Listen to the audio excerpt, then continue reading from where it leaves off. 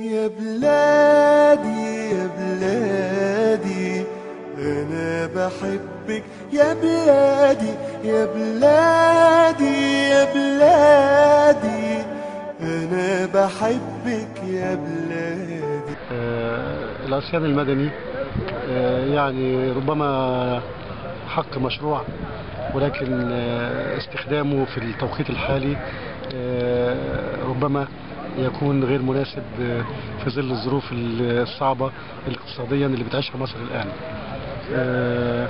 يعني أرى أنه تبكير موعد انتخابات الرئاسة إلى 10 مارس كان خطوة جادة تؤكد نية المجلس العسكري لتسليم السلطة، إجراء انتهاء انتخابات مجلس الشورى المرحلة الثانية منها، والشروع في الفترة القادمة في وضع الدستور.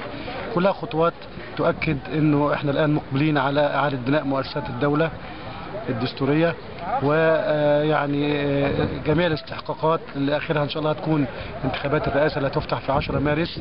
لا يبقى أمام مجلس عسكري سوى تسليم السلطة إلى حكومة منتخبة تعبر يعني عن الشعب المصري تعبير صحيح.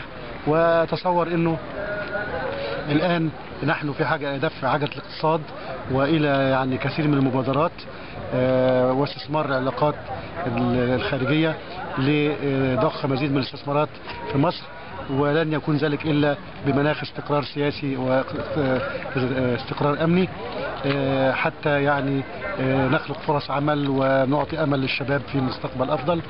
كل دي يعني أمور بتأكد أن فكرة العصيان المدني يعني ربما في غير توقيتها المناسب في الوقت الحالي. يا بلادي يا بلادي أنا بحبك يا بلادي.